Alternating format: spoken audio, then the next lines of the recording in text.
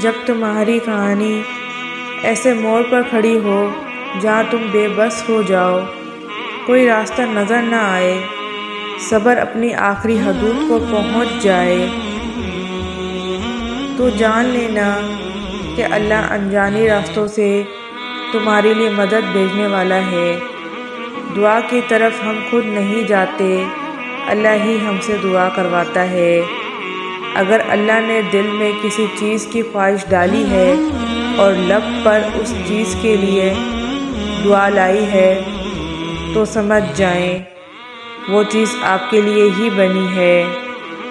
بس آپ کو صبر، یقین، انتظار اور آزمائش سے گزر کر وہاں پہنچنا ہے۔ جو آنسو تم رات کی تاریک میں خاموشی سے بہا رہے ہو، جو تکلیف تمہارے دل کو بے قرار کیے ہوئے ہیں، وہ رب سب سے واقف ہے۔ ایک ماں تمہیں روتا ہوا نہیں دیکھ سکتی، تو وہ جو 70 ماؤں سے زیادہ پیار کرتا ہے کیسے دیکھ سکتا ہے؟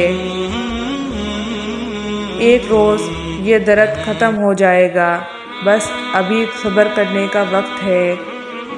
تم صبر کرو، وہ انجان نہیں ہے تمہاری سسکیوں سے، اس کا کن تمہاری تکلیفوں کو مٹا دے گا۔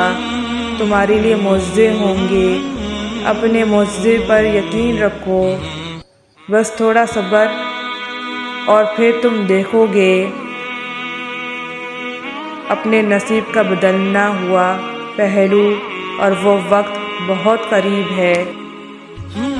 اگر آپ کو میری یہ ویڈیو اچھی لگی ہے تو میرے چینل گیٹ نالج آف اسلام کو سبسکرائب کریں، لائک کریں، شیئر کریں، کمنٹس کریں اور بیل آئیکن کا بٹن دبائیں تاکہ نئی آنے والی ویڈیوز آپ کو مل سکیں۔